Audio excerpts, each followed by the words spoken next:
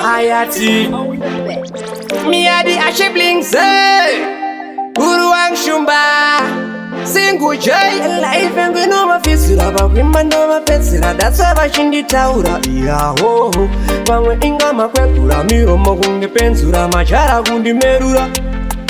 Pazvinorwadza ndimopinya mane mapindino pfuka mandichiti mwari dai mandigomborera Kunyangwe zvino zvaikasona mavanhu vachiti muyama wasisa matengano ndirangarira Upenyu umbofanana vanhu takatosiyana that's why I'm 21 ndechizvishundira Tichasangana hatingodi kunangana ndimi maimbo nditi ndakasarira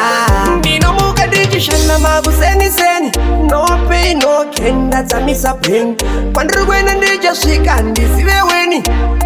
Ndipe bhutsu ndivambe cheni Ndimutei kuone kuti mane Apumisi nkosi iyo ndinoshinda naye Pandinomuka ndochipanya ndokuda Harare Kana kumbare taikuni achingasare Ndimopinya mane mapindino pfuka mandichiti mwari dai mandigomborera Kunyangwe zvino zvikasona mavanhu vachiti muyama wasisa matengano ndirangarira Upenyu umbofanana vanhu takatosiyana that's why I'm 21 ndechizvishundira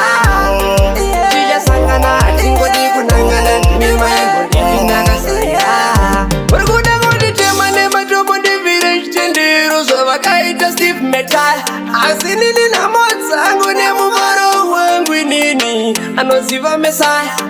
Ndisi kuvaona zvakanaka ungwarire wandigwa here Eti Musaya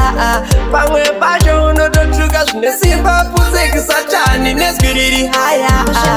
Ndimbopinya mane mapindino pfuka mandichiti mwari dai mandigomborera Kunyangwe zvino zvikasona mavanhu vachiti muyama wasisa matengano ndirangarira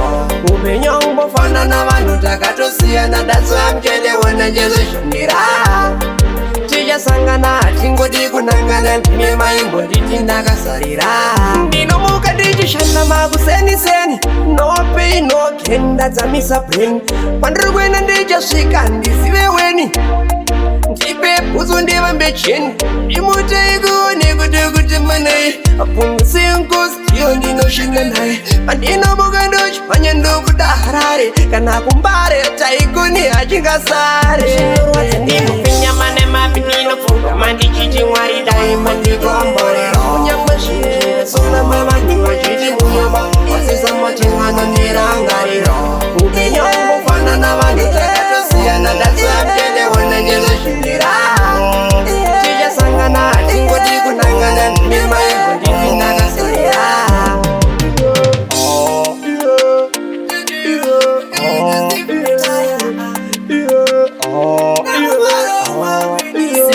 On the bed.